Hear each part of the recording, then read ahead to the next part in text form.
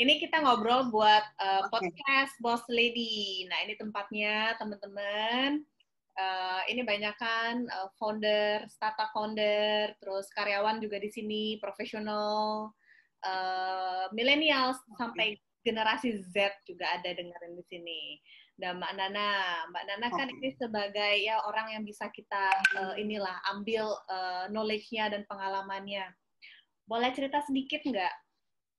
Mbak Nana itu sekarang kegiatannya ngapain aja sih Mbak Nana? Boleh cerita nggak kesibukannya? Oke, thank you Alma. Mungkin apa yang aku share di sini ya jadi perjalanan hidupku lah ya. Nama aku Nana Ratna Dwi Payanti. Kebetulan aku ngawalin karirku tuh dari bukan karir ya, tapi karir bekerja lah ya. Karir bekerja itu dari junior sekretaris, resepsionis gitu lah, yang angkat telepon apa segala gitu. Itu tahun 87.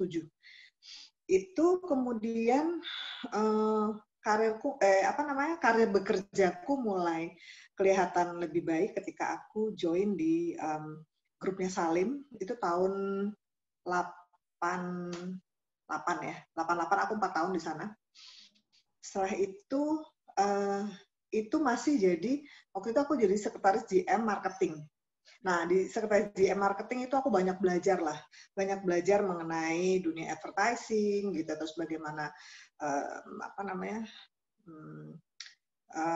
bagaimana melihat bagaimana berkomunikasi untuk iklan apa segala macam.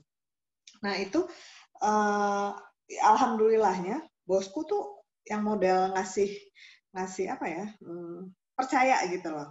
Jadi aku bisa berhubungan dengan orang-orang agensi kayak gitu-gitu lah ya, bisa ngasih tahu, Mbak ini kata dulu namanya Pak Hugeng tuh begini. Nah, kita itu pada saat itu kan jadi ketika atasan kita memberikan kepercayaan untuk memberikan arahan seperti ini, kan kita sembari belajar dong, nggak mau pada saat kita ngasih ngasih brief ke agensi gitu, kitanya juga kosong gitu. Padahal waktu itu aku notabene-nya adalah sekretaris. Sebenarnya itu aku tahun 87 itu kerja sembari kuliah ya. Alhamdulillahnya tujuannya cuma satu aja, pokoknya kerja untuk biaya kuliah, kerja sebaik-baiknya. Gue cuma mikir money will follow lah. Terus mulai merubah haluan jadi di PR itu tahun 98. Tahun 98 ada agensi baru waktu itu, PR agency namanya Prisma PR tahun 98. Itu aku di sana, mereka baru berdiri itu waktu itu bulan Mei lah. Itu aku dari zero, jadi dari AE ya, dari AE PRO lah ya.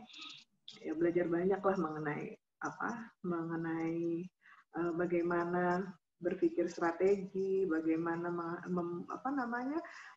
menghadapi krisis kayak gitu tuh aku banyak belajar di sana karena bosku tuh orang Amerika, dia model yang detail. Kalau apa-apa tuh detail, terus kalau nanya detail, kalau mengerjakan sesuatu detail yang nggak kebayang sama orang itu sama orang lain kalau kita lagi brainstorm gitu, dia tuh bisa loh hal yang sepele gitu dia pikirin tapi ternyata impact-nya bisa besar gitu.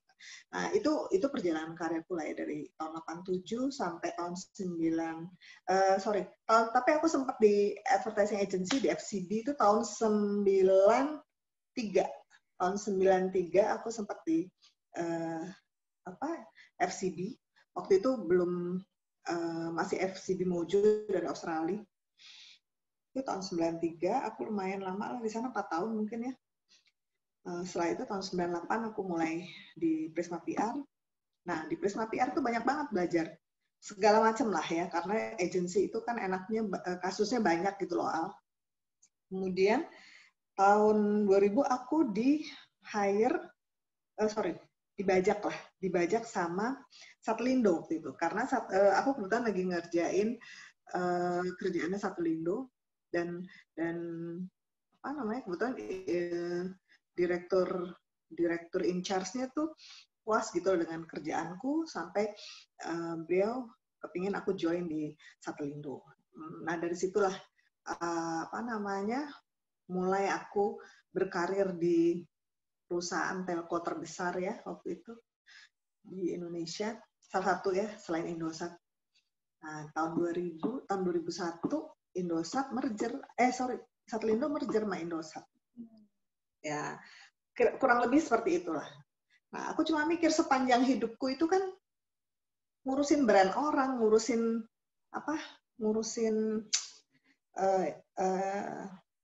personal branding orang gitu loh ya, brand korporasi gitu loh sepanjang hidup gitu loh. Aku cuma mikir apa namanya mereka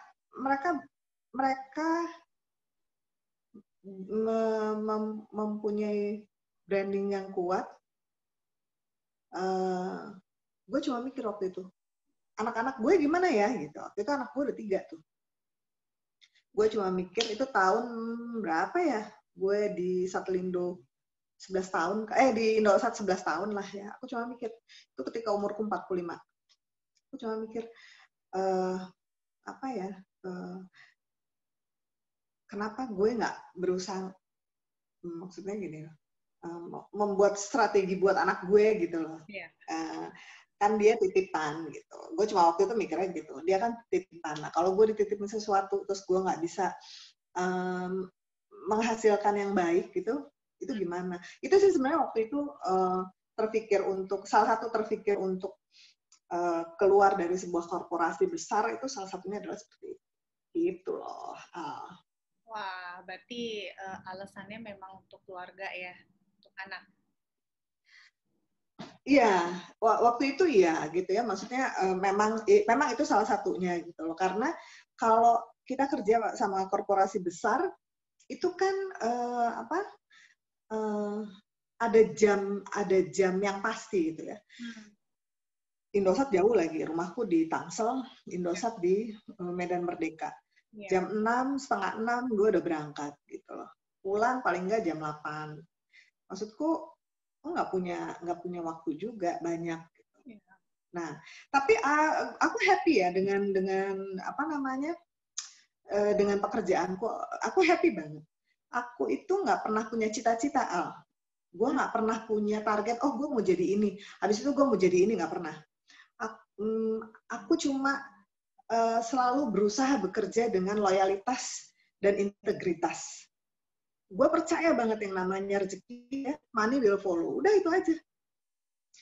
Makanya nggak pernah sampai ambisius gitu. Kalau gue orang yang ambisi, yes, ambisi bekerja ya. Tapi ambisius no, gue bukan orang yang ambisius gitu loh. Karena ambisius bisa berkonotasi negatif ya Al ya. Kalau menurut aku loh ya gitu. Semua orang boleh punya ambisi, tapi jangan ambisius gitu. Karena ambisius itu bisa negatif lah ya. Seringkali lo bisa end up dengan negatif gitu loh. Maksudnya karena lo ambisius lo bisa aja jadi nginjek orang atau ngikut orang atau lo nyakitin orang gitu loh. Tapi kalau lo punya ambisi workaholic gitu ya, maksudnya lo bekerja dengan passion lo gitu ya, dengan ya dengan tatanan dan takaran yang memang udah seharusnya seorang pekerja. Yeah. Ya itu kali ya. Gitu loh Al. Iya sih. Nah sekarang berarti Mbak Nana kegiatannya apa nih Mbak Nana? Kan sudah dilepaskan nih korporasinya. Nah sekarang? Iya, aku terakhir di Indosat itu sebagai manajer branding ya. Kemudian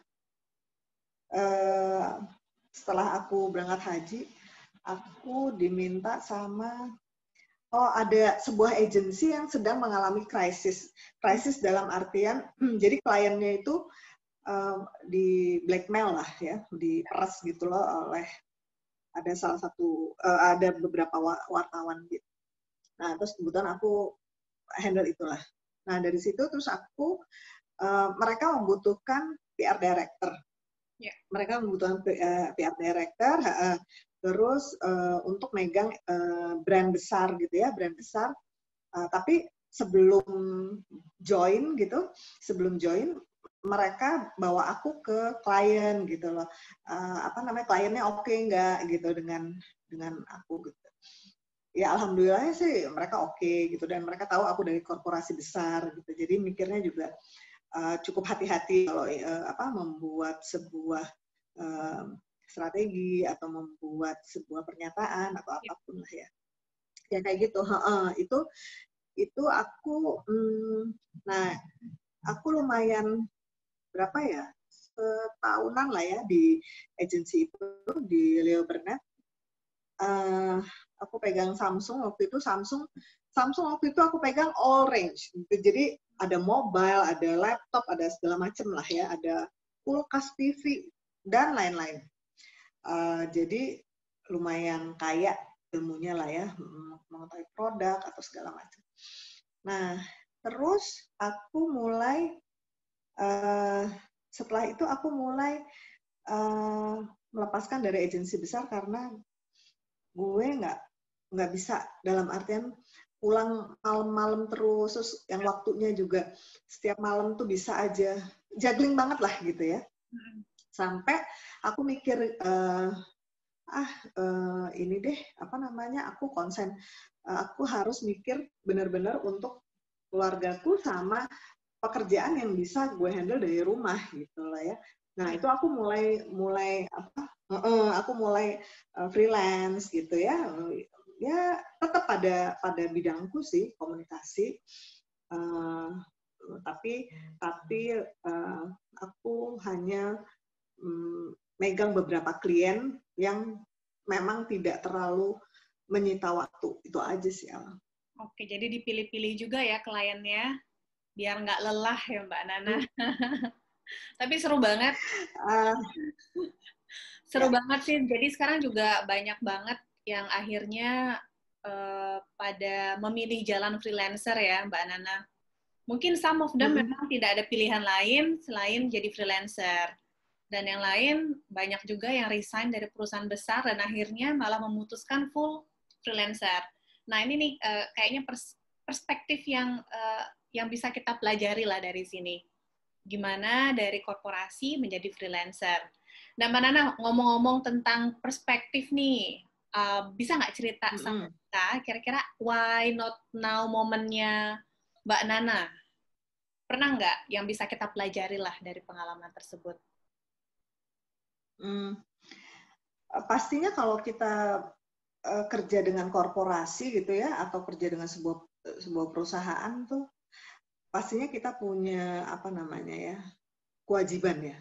Punya kewajiban dalam artian yang dulu aku di agensi itu ya, waktu di Leo Burnett, lu punya target gitu.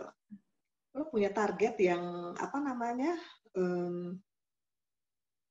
ibaratnya mati-matian gitu lah untuk mendapatkan target, tapi kan buat company gitu loh. Yeah. It's not for you gitu loh. Iya. Yeah.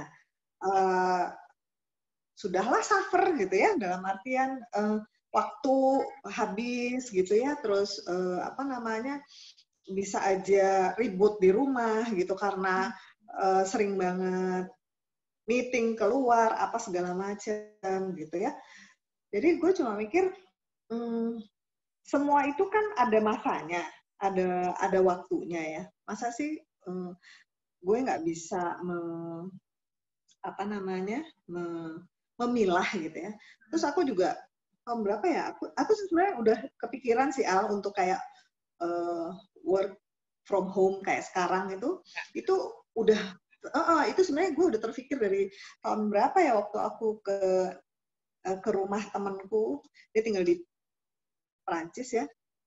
Aku cuma ngeliat dia suami istri kerjanya di rumah gitu, tapi bisa maksudnya bisa sejahtera, mereka bisa menjalankan dengan oke gitu ya. Gue nanya-nanya, Terus gue cuma mikir kenapa enggak ya gitu loh, maksudnya harusnya kita bisa gitu kan gitu loh. Waktu itu udah lama kali, udah 10 tahun apa 15 tahun yang lalu gitu ya, waktu gue ngobrol-ngobrol sama dia tuh. Dan sekarang akibat dari COVID ternyata semua WFH kan gitu loh. Dan ternyata bisa dilakukan gitu loh. Nah, itu aku udah ngejalanin berapa tahun belakangan ini ya. Aku udah ngejalanin sendiri pekerjaan itu mungkin 5-6 tahun gitu deh, benar-benar sendiri gitu. Dan alhamdulillah rezeki ada aja gitu. Dan gue sih percaya lah rezeki nggak bakalan ketuker. As long as kita itu kalau kita memang mau mulai untuk sendiri, yang jelas kita itu harus punya hubungan yang baik sama siapapun. Gitu. Kita semasa kita kerja, kita harus punya hubungan yang baik dengan siapapun, karena ketika kita berhubungan baik dengan siapapun, enak, kita nggak punya burden, kita nggak punya kendala lah gitu lah ya. Orang melihat kita dengan apa adanya, kita nggak pernah melakukan kesalahan dalam artian oh kita orang yang nggak bisa diajak kerja sama, kita orang yang hilang-hilang gitu ya, maksudnya nggak bertanggung jawab gitu atau apa gitu ya. Nah itu kalau menurut aku titik balik aku pengen kerja sendiri itu karena satu, gue nggak mau dikasih target yang menjadi beban buat gitu loh. Iya. Gue nggak mau itu bebannya ke kita, tapi hasilnya kan buat company, bukan buat kayak gitu loh. Dalam artian kita udah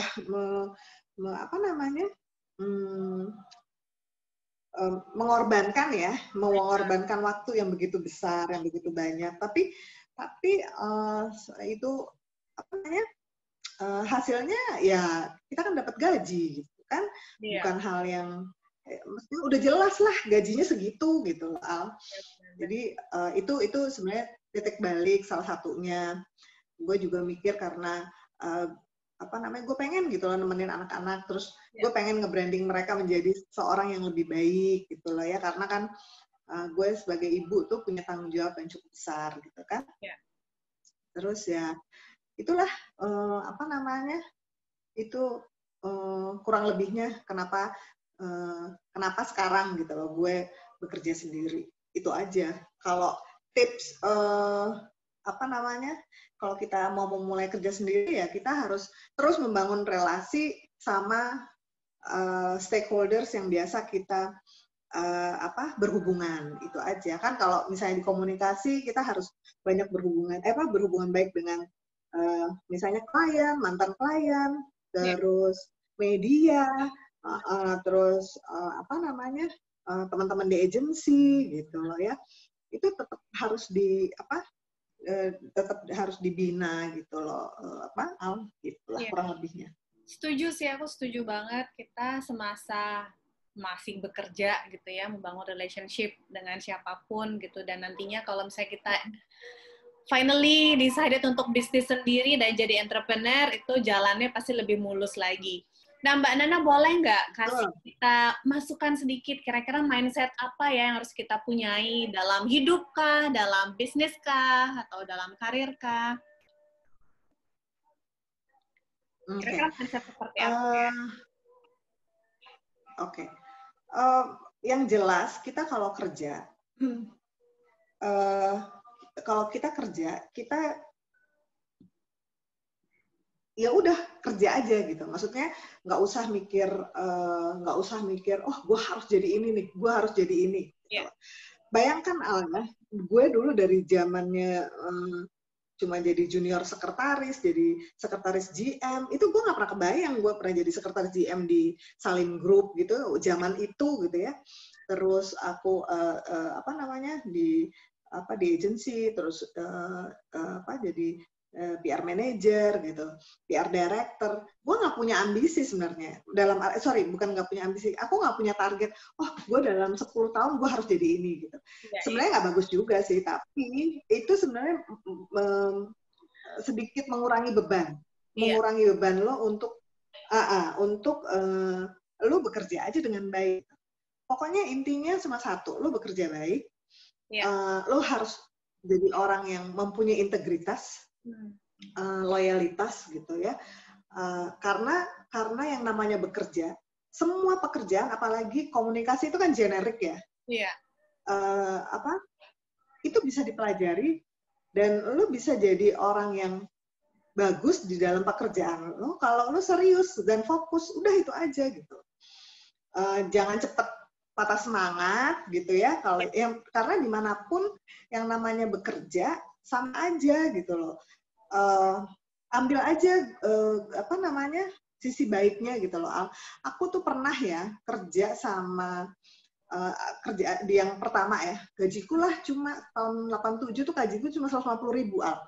150.000, nggak ada medical, nggak ada apa, aku yang ngurusin semuanya lah gitu ya. Itu, dan bosku tuh galaknya minta ampun, didikan Belanda, galak sekali. Ibaratnya lo kalau kapur patah, lu suruh cari tuh patahannya ada di mana gitu loh. Itu sampai segitunya. Jadi memang luar biasa, tapi lu harus ngambil sisi baiknya adalah itu adalah ini mungkin menempa gue menjadi lebih kuat ketika gue pindah di tempat lain gitu misalnya gitu. Jadi ketika gue pindah ke Salimbu, gue udah biasa menjadi orang yang detail gitu ya, disiplin gitu, disiplin, terus daripada dia nanya ini, gue udah misalnya dia minta gue bisa ngasihnya A+ gitu loh. Ya something like that. Nah, itu menjadi sebuah gue tuh kepingin anak-anak sekarang, karena gue juga sempat kerja bareng sama anak-anak generasi Z, generasi millennials gitu ya. Mereka tuh banyak sekali yang ngerasa cepat patah semangat gitu loh. Ini ngapain, ini bukan kerjaan gue gitu. Gue tuh kok disuruh kayak ginian sih, kayaknya nggak sejalan banget sih sama gajinya gitu. Ya kayak gitu. Itu jangan jangan seperti itu. Kalau kita kejadian. karena ketika kita udah merasa seperti itu berarti kita sombong gitu loh. Berarti kita arogan, kita nggak mau belajar. Karena perjalanan hidup itu masih panjang, apalagi kalau kerja baru setahun 2 tahun gitu kan. Perjalanan masih panjang, masih ada banyak yang akan lebih pahit gitu ya, lebih asem, lebih pedes. Kayak gitulah. Iya. Jadi sabar ya. Sabar. Ya benar nih, untuk ya udah sering sih ketemu sama teman-teman yang generasi Z dan ya millennials junior lah, yang sering kejadian memang nggak mau ngambil kerjaan di luar dari job desk-nya. Wow. Menarik. Iya. Nah, itu betul. Sebenarnya ketika kita dapat, ini kayaknya ya bukannya dia misalnya PRO gitu ya, suruh ngelapin sepatu bosnya kan nggak mungkin gitu lah ya. Benar. Tapi yang jelas tuh mungkin, lu PRO, lu lulusan Amerika misalnya, masa sih gue cuma jadi media monitoring gitu ya, atau apalah gitu ya, administrasi. Ya lu belajar aja dari situ gitu loh. Belajar dari bagaimana membuat media monitoring, bagaimana membuat analisa yang benar gitu, membuat summary, itu kan bisa dipelajarin gitu loh. Itu menurutku, dan itu salah satu yang menempa aku sih. Maksudnya memang nggak apa-apa belajar dari nol gitu ya. Itu pelajaran yang nggak enak, tapi insya Allah pasti berbuahnya enak. Ya pokoknya jangan cepat putus asa lah gitu loh. Iya, mesti humble juga ya, jangan merasa lulusan negeri udah bisa ngerjain semuanya, karena kan detail setiap company beda-beda ya. Oke nih Mbak Nana, seru banget. Gimana? Dan jangan lupa loh, orang pinter itu banyak banget. Iya, sekarang banyak banget orang pinter. Betul. Apa yang membuatnya berbeda sekarang?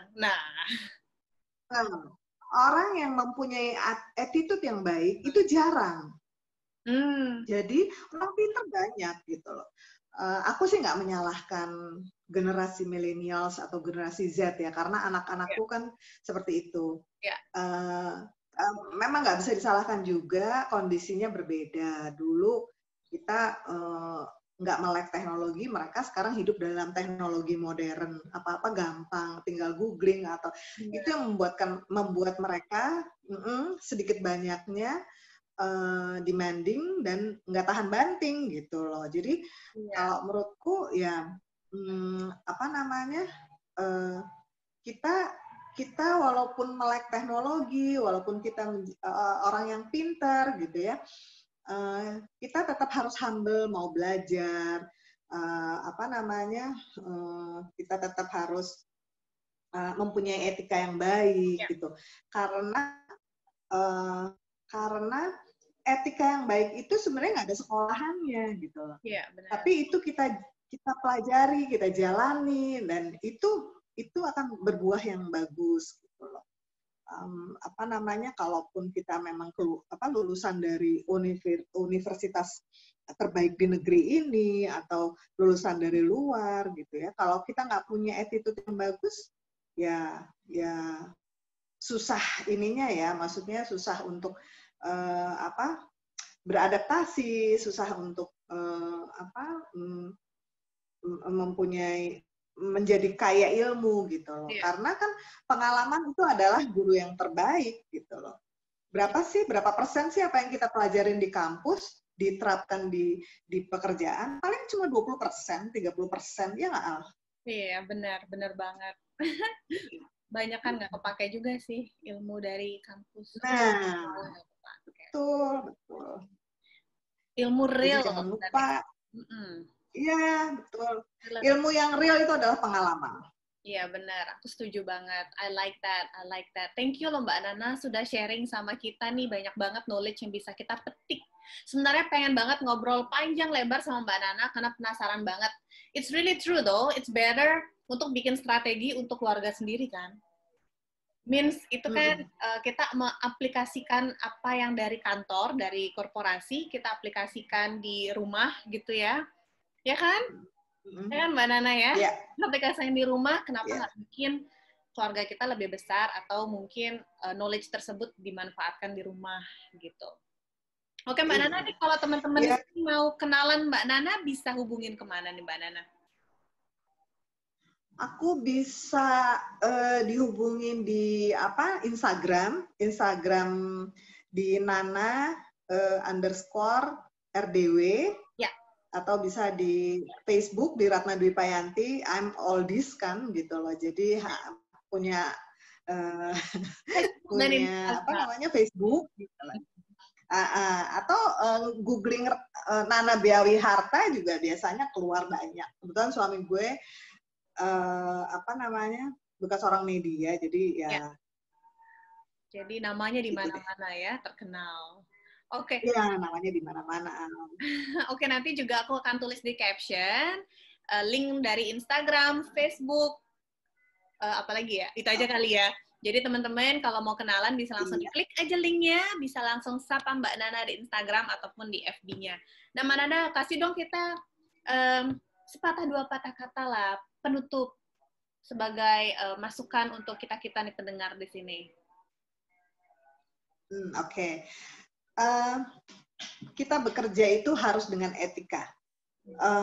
Etika dalam artian kita harus, ketika kita juga mau bicara dengan orang lain, kita harus menempatkan diri kita pada posisi dia. Ketika kita ngomong sama dia atau kita bicara dengan dia menyakitkan, pastinya kita juga nggak mau dong orang juga ngomong yang nggak enak sama kita. Jadi semua di dalam semua pekerjaan, nomor satu adalah komunikasi yang baik. Komunikasi yang baik itu pasti bisa saling menghargai.